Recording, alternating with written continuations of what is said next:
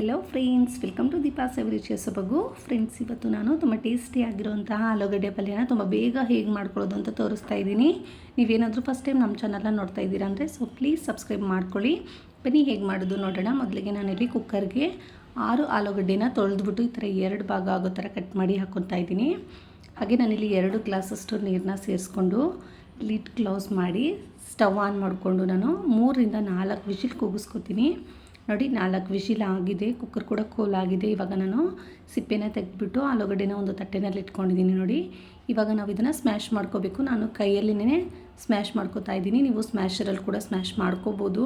ಕುಕ್ಕರಲ್ಲಿ ಕೂಗಿಸ್ಕೊಂಡಿರೋದ್ರಿಂದ ತುಂಬ ಸಾಫ್ಟಾಗಿ ಬೆಂದಿದೆ ಆಲೂಗಡ್ಡೆ. ತುಂಬ ಈಸಿಯಾಗಿ ನಾವು ಕೈಯಲ್ಲೇ ಸ್ಮ್ಯಾಶ್ ಮಾಡ್ಕೋಬೋದು. ನೋಡಿ, ಎಲ್ಲ ಆಲೂಗಡ್ಡೆನ ನಾನು ಈ ಥರ ಸ್ಮ್ಯಾಶ್ ಮಾಡಿ ಇಟ್ಕೊಂಡಿದ್ದೀನಿ. ಇವಾಗ ಸ್ಟವ್ ಆನ್ ಮಾಡ್ಕೊತಾ ಇದ್ದೀನಿ. ಸ್ಟವ್ ಆನ್ ಮಾಡಿಕೊಂಡು ಬಾಣಲೆ ಬಿಸಿ ಇಟ್ಕೋತೀನಿ. ಬಾಣಲೆ ಸ್ವಲ್ಪ ಬಿಸಿ ಆದಮೇಲೆ ಒಂದು 4 ಟೇಬಲ್ ಸ್ಪೂನಷ್ಟು ಕುಕ್ಕಿಂಗ್ ಆಯಿಲ್ ಹಾಕೋತಾ ಇದ್ದೀನಿ. ಆಯಿಲ್ ಸ್ವಲ್ಪ ಬಿಸಿ ಆದಮೇಲೆ ಒಂದು ಅರ್ಧ ಟೇಬಲ್ ಸ್ಪೂನಷ್ಟು ಸಾಸಿವೆ, ಹಾಗೆ 1 ಟೇಬಲ್ ಸ್ಪೂನಷ್ಟು ಉದ್ದಿನಬೇಳೆ ಮತ್ತು 1 ಟೇಬಲ್ ಸ್ಪೂನಷ್ಟು ಕಡಲೆಬೇಳೆನ ಹಾಕ್ಕೊಂಡು ಲೈಟಾಗಿ ಫ್ರೈ ಮಾಡ್ಕೊತೀನಿ. ಇವಾಗ ನಾನು 5 ಮೀಡಿಯಮ್ ಸೈಜ್ ಈರುಳ್ಳಿನ ಈ ಥರ ಉದ್ದ ಕಟ್ ಮಾಡಿ ಹಾಕೋತಾ ಇದ್ದೀನಿ. ಸ್ವಲ್ಪ ಕರಿಬೇವಿನ ಸೊಪ್ಪು ಹಾಕ್ಕೊಂಡು ಲೈಟಾಗಿ ಸ್ವಲ್ಪ ಫ್ರೈ ಮಾಡ್ಕೋಬೇಕು. ನೋಡಿ, ಈ ಥರ ಸ್ವಲ್ಪ ಫ್ರೈ ಮಾಡಿಕೊಂಡು ಇದಕ್ಕೆ ನಾನು 4ರಿಂದ 5 ಹಸಿಮೆಣ್ಸಿನ್ಕಾಯಿನ ಉದ್ದ ಕಟ್ ಮಾಡಿ ಹಾಕೋತಾ ಇದ್ದೀನಿ. ನೀವು ಖಾರಕ್ಕೆ ಎಷ್ಟು ಬೇಕು ನೋಡಿಕೊಂಡು ಹಸಿಮೆಣ್ಸಿನ್ಕಾಯಿನ ಹಾಕ್ಕೋಬೇಕಾಗುತ್ತೆ. ಇವಾಗ ಈರುಳ್ಳಿ ನಮಗೆ ಸಾಫ್ಟ್ ಆಗಬೇಕು, ಸ್ವಲ್ಪ ಕಲರ್ ಚೇಂಜ್ ಆಗಬೇಕು, ಅಲ್ಲಿವರೆಗೂ ನಾವು ಇದನ್ನು ಚೆನ್ನಾಗಿ ಫ್ರೈ ಮಾಡ್ಕೋಬೇಕು.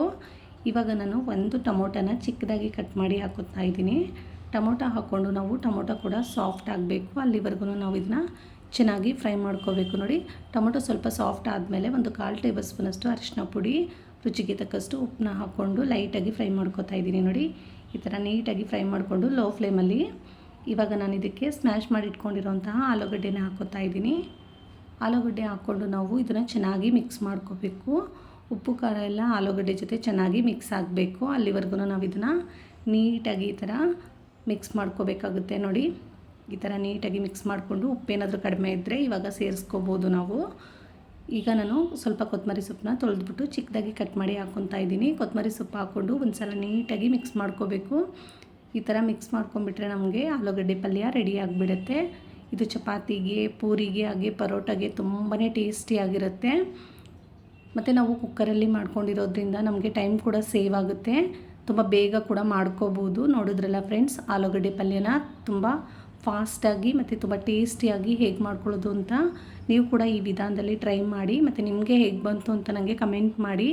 ವಿಡಿಯೋ ಇಷ್ಟ ಆಗಿದ್ದರೆ ಲೈಕ್ ಮಾಡಿ, ಶೇರ್ ಮಾಡಿ, ಸಬ್ಸ್ಕ್ರೈಬ್ ಮಾಡ್ಕೊಳ್ಳೋದು ಮರಿಲೇಬೇಡಿ. Thank you for watching. Bye bye.